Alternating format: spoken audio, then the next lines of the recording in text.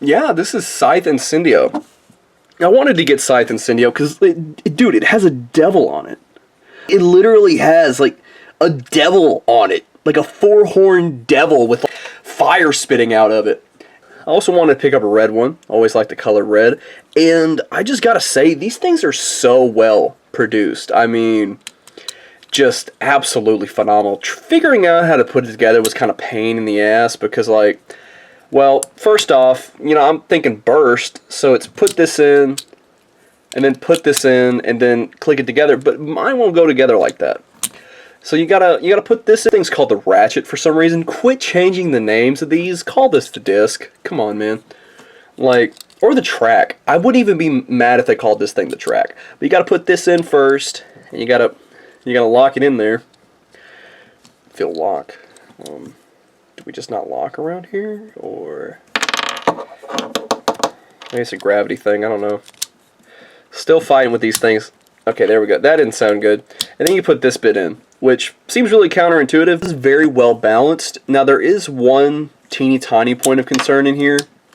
And it's this little bit right here, that little plastic piece at the... I don't have anything to point at it with. Let's see, this little bit right here. That's the point of interest for me, seeing as it kind of like it moves around from what I can tell as well. It's kind of offsetting the Beyblade, but either way, that's just so small. Oh, here's a little code. I remember the classic everybody showing off the code. This camera is such poor quality you might not get it, but I think it went there. Alright, so let's see. Are you gonna go back together? And then we have a little bit beast. I'm not calling this a chip or whatever. That's the bit beast dog. And the tip. I've not lost with it yet. If you would... Oh, it would be so cool if... Okay, there you go. I think you have to do it like a... Does this bit have to be facing like this to do it? Oh my god, it does! Okay, so you gotta have that go down via gravity to... Okay. That makes sense. It makes bursting a little bit more random, but alright. Oh, no, it won't, because when it's spinning, that's going to be jutting out. I don't know how this thing works. Too lazy to figure it out myself. Does it go together via screws? I could probably take this apart and find out. So that little bit's got to be facing downwards for it to... Yeah. Oh, I see tamper-proof screws. I can get this thing apart. Sadly, this bit right here, the attack wheel assembly, it's held together via rivets, which is better in the long run. But I really wish it was held together with safety screws, because I would love to have one of these in blue.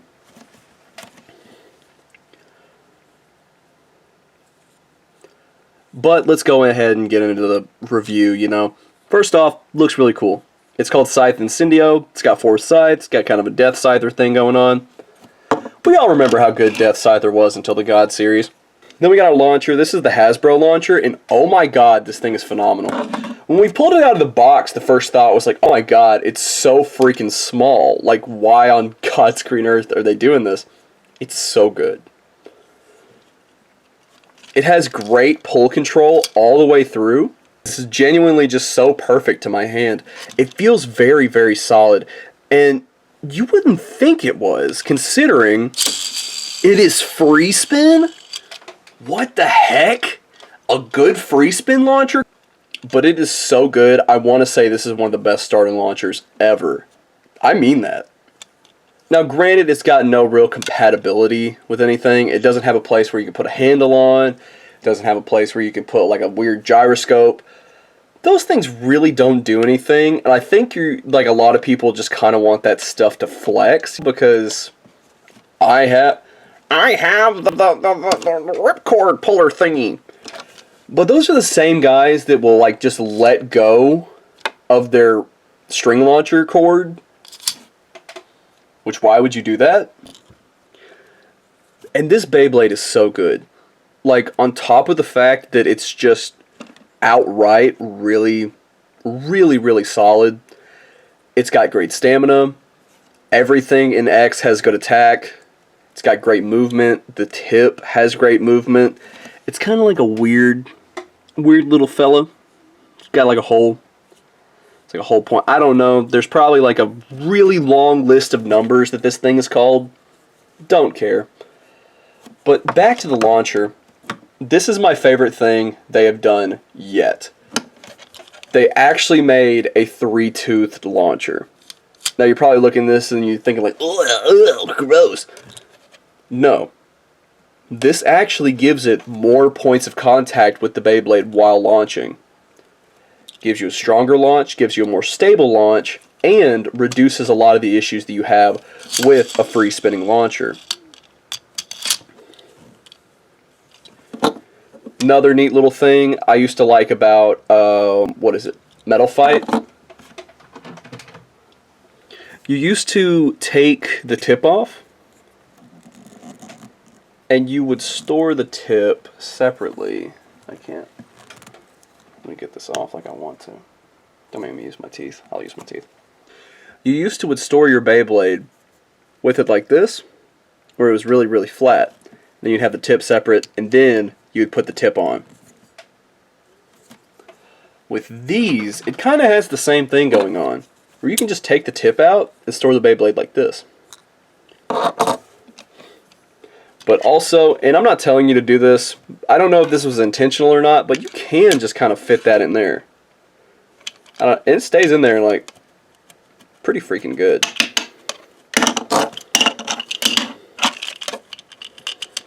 I don't think it was intentional, but that's just a perfect little gap to put that in. And then you can have the whole assembly just in your pocket, something like that, and then just get ready to go.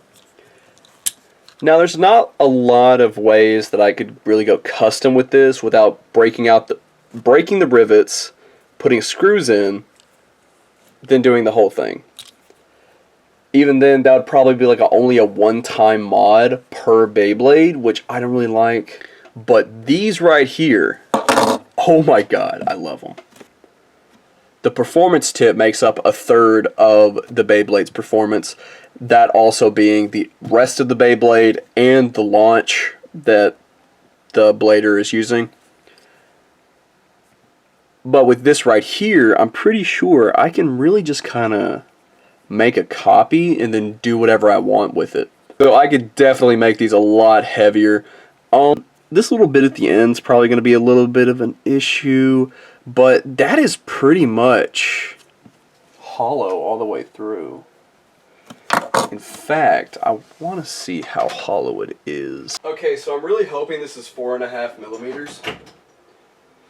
Because if it is 4.5 millimeters, then... oh, man.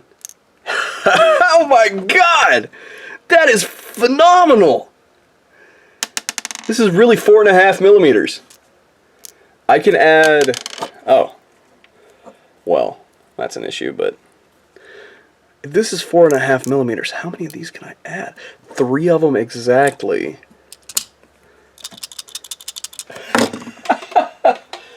Oh man, I haven't even had this thing like 2 days. That is great! Oh. Bursting would be a pain, but you can get these... you can get these BBs for like... 2,000 of them for like $4. I mean, it's literally a BB. So like, yeah. That should weigh...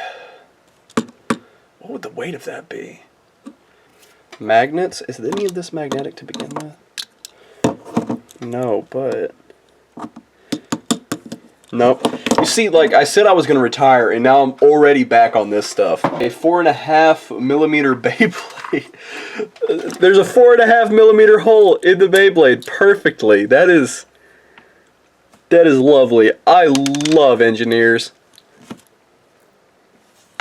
Oh, that is great. I imagine get a little bit of Play-Doh, a little bit of sticky tack off in there, a little bit of putty. Maybe you can get something going there. Very shaky. I mean, you would be adding a point of instability to your Beyblade. But that might do something for, like, recoil control. I don't know. But, oh, that is lovely. I'm sorry, I'm just so amused that I eyeballed that. Like I said to myself, and you see now how long I've been using these to add weight to Beyblades. I said to myself, oh yeah, that's perfect. That is literally a perfect fit. Because, I've been using those ball bearings for so long now. This is Big Red. Longtime viewers will already know. I used to use chains and ball bearings to weigh down my customs. Add serious weight to them. And a Technic pinhole from Lego is also almost exactly 4.5 millimeters or 4.5. So you can kind of do some fun stuff with that. Really upset I didn't think of doing that sooner, but yeah. So hey, who knows? Maybe here in a little bit we could be seeing Gear 2.0.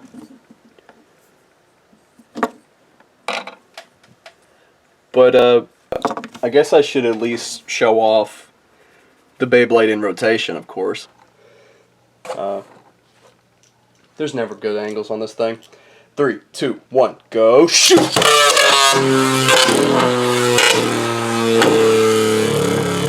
I mean, it's an absolute beast.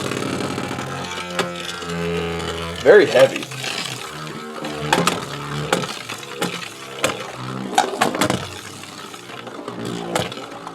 You see, I knew after they tried the whole thing with the rail, I kind of felt like that we were building up to something.